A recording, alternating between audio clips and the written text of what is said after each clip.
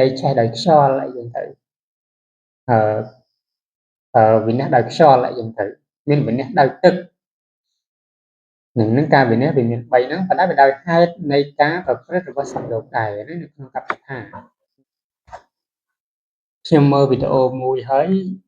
មានការចាប់អារម្មណ៍ចំពោះវីដេអូមួយคลิปនេះដែល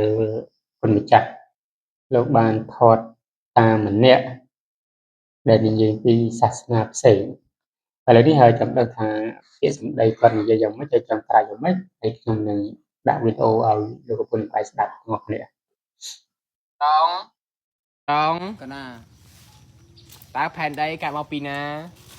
ព្រះអង្គម្នាក់បង្កើតព្រះអង្គណាយេស៊ូហ៎ហើយយេស៊ូជួយអីបានខ្លះឲ្យដកចំោះឲ្យខ្យល់មានចេញចូល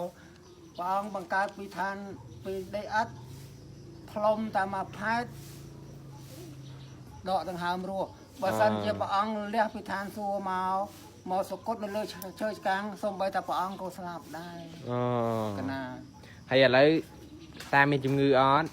មានអីខ្លះណែថ្មីអីទៀតតែអត់តតជួឈាមហ្នឹងហើយតាអាចបន់ព្រះតាឲ្យមកជួយបានអត់បានទេហ្នឹងហើយអត់បានទេឈឺអញ្ចឹងត្រូវទៅណាឈឺទៅពេទ្យអញ្ចឹងអរគុណពេទ្យមិនអរគុណព្រះទេណាហ្នឹងហើយអរគុណពេទ្យលោកប្រពន្ធម្ដាយបានលើកហើយតាមពិតទៅរឿងសាសនាអីនេះខ្ញុំមិនចង់និយាយទេសាសនាទេនេះព្រោះនិយាយទៅវាអាចនឹងប៉ះពាល់ដល់សាសនិកនៃសាសនានោះតែគ្រាន់តែជឿឲ្យមានបែបបទក្នុងការជឿហ្នឹងហើយតាអាចបន់ព្រះតាឲ្យជួយបានអត់ជាគ្មានបែបបទនៃការជឿទេបានទេការជឿទាំងនោះចាត់ទុកថាជាការជឿដល់លំនឹងអញ្ចឹងអរគុណពេទ្យមិនអរគុណព្រះណាការជឿទាំងស្មៅងងឹតហើយអត់ហេតុផលមិនមែនជាអ្នកមានប្រាជ្ញាទេប៉ុន្តែគ្រាន់តែជាអ្នកជ្រើមទៅលើជំនឿដែលខ្លួនមិនស្គាល់អំពីជំនឿរឿងនេះលោកសួរខ្ញុំនិយាយតាមលោកណាលោកសួរតាមើលស្ដាប់ដល់មើលត្រង់ណាតើផែនដីកើតមកពីណានេះព្រះអង្គម្នាក់បង្កើតវាតាផែនដីកើតមកពីណាតាព្រះជាអ្នកបង្កើតព្រះអង្គជាអ្នកបង្កើតព្រះអីព្រះយេស៊ូវចុងក្រោយសួរអស់អីចឹងទៅរហូតមកដល់ជំនឿថារាល់ថ្ងៃមានជំនឿអីខ្លះថាមានអីខ្លះភ្នែកក៏ឈឺរូបរាងអីផ្សេងៗក៏ឈឺចឹងមិនក៏មិនឲ្យព្រះជួយថាអត់ព្រះអត់ជួយផងរឿងរ៉ោគកើតពីហេតុពីផលពីកម្មវាមិនមែនសុកអ្នកណាមកដាក់រោគឲ្យយើងបានទេវាលេងតែរោគអេដែលនឹងខ្ញុំមិនថាឯងតែwhenថារោគស្លាប់រោគស្អីទាំងអស់នេះជំងឺកើតពីហេតុអីពីខ្លួនពីអីយើងនេះអានឹងអត់មានព្រះណាជាអ្នកផ្ដល់ឲ្យយើងក៏អត់មានព្រះណាជាអ្នកជួយឲ្យយើងបានដែរហើយអត់មានអ្នកណាមកបង្កើតយើងបានដែរហ្នឹងអ្នកណាជាម្ចាស់ផែនដីក៏អត់មានដែររឿងផែនដីមានមិនមាននេះវាអាស្រ័យទៅលើកម្មក្នុងមួយផែនដីហ្នឹងយើងរាប់ពីឆ្នាំហ្នឹងប្រហែលលានឆ្នាំបានដល់អស់នៃផែនដីវាមានហេតុនៃក៏អស់ហ្នឹងអីខ្លះអញ្ចឹងគេមើលបនិស្ស័យនៅលើផែនដីនឹងដែរតើផែនដីនឹងសម្បូរដោយសត្វដែលប្រកបនៃរឿងអីខ្លះដូចជាទោសៈឬក៏មោហៈឬក៏លោភៈអញ្ចឹងផែនដីវាវិវត្តទៅដោយកាប់ទៅតាមហេតុដែលមនុស្សប្រព្រឹត្តព្រោះថាឥឡូវនៅក្នុងកាប់នេះមនុស្សសម្បូរដោយទោសៈច្រើនអញ្ចឹងផែនដីឆេះដោយភ្លើងអីចឹងទៅសម្បូរមោហៈអីច្រើនផែនដីឆេះដោយខ្យល់អីចឹងទៅវិនិច្ឆ័យដោយខ្យល់អីចឹងទៅមានវិនិច្ឆ័យដោយទឹកនឹងការវិនិច្ឆ័យវាមាន3ហ្នឹងប៉ុន្តែវាដោយហេតុនៃការប្រព្រឹត្តរបស់សត្វលោកដែរនៅក្នុងកប្បកថាលោកប្រពន្ធម្ដាយចូលមើលនៅក្នុងកប្បកថាទៅដឹងហើយ គឺសួរថាអ្នកណាជាអ្នកបង្កើតការវិវត្តនៃចក្រផែនដីអត់មានអ្នកណាជាអ្នកបង្កើតទេវិវត្តនៃចក្រជាអ្នកបង្កើតមកនៅពេលដែលផែនដីនៅពេលដែលភ្លើងវាត្រូវរលាយសោកគ្រប់ឆេះអស់លីងហើយកំទេចនៃលំអភ្នំទាំងឡាយគ្រឿងទាំងឡាយឆេះអស់ហើយរលាយសូន្យសឹងអស់ហើយណាសំបីតែឆេះដល់រូបព្រំនៅសតអរូបព្រំបាន4ដែលអត់ឆេះដល់ព្រំនឹងឆេះអស់កពួរនៃទេវតាឋាននៃទេវតាអីឋានអរុនឹងឆេះអត់ដែរចឹងទីកន្លែងដោយងឹតសូន្យសឹងប៉ុន្តែយើងកំណើតនៃផែនដីមកវិញវាតតែការកើតនៃកម្មនៃផែនដីកម្មនៃផែនដីមកវិញយើងមិនដឹងថាប្រមាណ10000ឆ្នាំប្រមាណលានឆ្នាំទើបមានកម្មនៃផែនដីនឹងមកវិញអានឹងហើយកំណើតនៃមនុស្សហ្នឹងបើយើងនិយាយចំថាចេញមកពីព្រំមកពីកំណើតព្រំអីជាច្រើនហ្នឹងនិយាយវិញឆ្ងាយប្រតិទងទៅនិយាយវារៀងវិញឆ្ងាយប៉ុន្តែអានេះខ្ញុំមិននិយាយឲ្យវាដល់វិញឆ្ងាយទេតែមួយថ្ងៃណាខ្ញុំនឹងលើកអំពីឬកប្បថាអញ្ចឹងកប្បថាហ្នឹងគេនិយាយអំពីការវិនិច្ឆ័យនៃផែនដីហើយការកើតឡើងនៃផែនដីហើយនឹងការវិនិច្ឆ័យនៃផែនដីកន្លែងហ្នឹងប៉ុន្តែរឿងនេះតកតងទៅនឹងការជំនឿការអីនេះខ្ញុំមិនហាមឃាត់ទេចង់ជឿស្អីក៏ជឿទៅព្រោះការជឿហ្នឹងវាអាស្រ័យលើគំនិតរៀងខ្លួនទេហេតុផលរៀងខ្លួនទេប៉ុន្តែគំនិតងល់ពេកកុំល្ងិតពេកកុំងល់ពេកតែកាលណាល្ងិតពេកងល់ពេកជីវិតយើងរកកន្លែងធ្វើស្វាមិនឃើញសាសនាពុទ្ធក៏ដូចគ្នាដែរជឿមិនជឿអត់មានបង្ខំទេក៏ប៉ុន្តែឲ្យវាមានហេតុផលក្នុងការជឿក៏ដោយ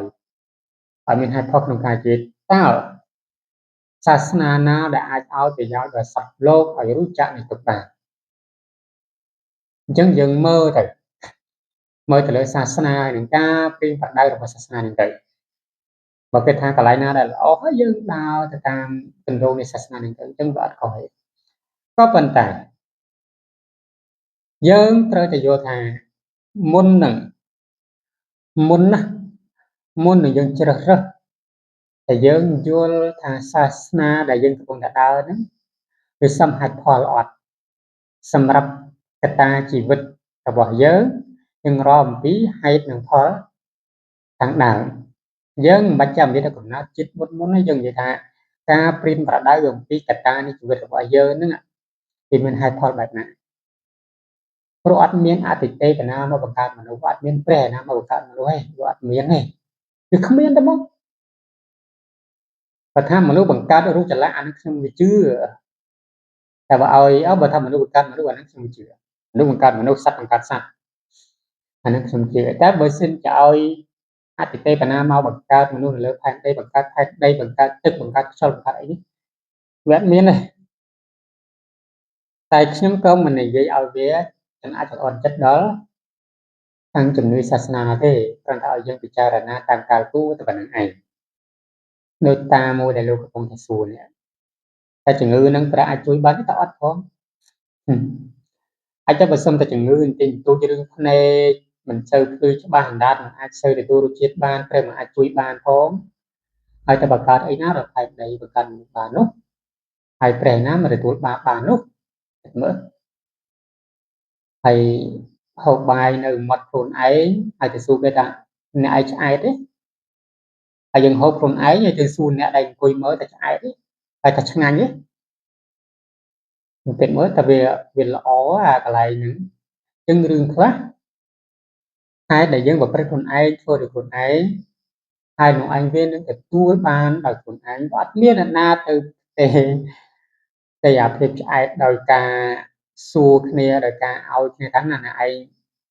យកអាការឆ្អែតពីខ្ញុំទៅខ្ញុំឆ្អែតហើយណាយកពីការយកឆ្អែតពីខ្ញុំទៅហើយអ្នកឯងឈឺឥឡូវផ្ទៃការឈឺនឹងឲ្យខ្ញុំណាបើសិនជានិយាយពីរឿងការឈឺហើយអាចផ្ទៃបានអត់មានអ្នកណាគេលើឪពុកម្ដាយខ្ញុំកាលតែខ្ញុំនៅទូខ្ញុំចាប់បាននៅពេលដែលខ្ញុំឈឺគាត់និយាយថាម៉េចថាបើសិនជាជំងឺនេះគាត់អាចផ្ទេពីតូចមកដាក់ខ្លួនបានគាត់ផ្ទេគាត់អាចកូនឈឺគាត់សុខចិត្តឈឺខ្លួនគាត់សុខចិត្តមិនត្រឹមតែផ្ទេជំងឺដែលត្រឹមតែខ្លួនប៉ុណ្ណឹងមានន័យថា ទោះបីតែជំងឺនឹងវាមកដល់ខ្លួននឹងគុណជា10គុណជា20គុណជា30ក៏គាត់យកដែរក៏គាត់ព្រមដែរគាត់សុខចិត្តឈឺជំនួសកូនឃើញទេ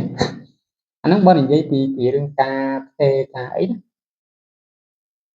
ខ្ញុំអត់មានបណ្ណាទៅឈ្នះឪពុកម្ដាយទេឪពុកម្ដាយនេះមុនទេព្រោះគាត់អត់ចង់ឲ្យកូនលំបាកចង់ឲ្យកូនមានរឿងមិនល្អសម្រាប់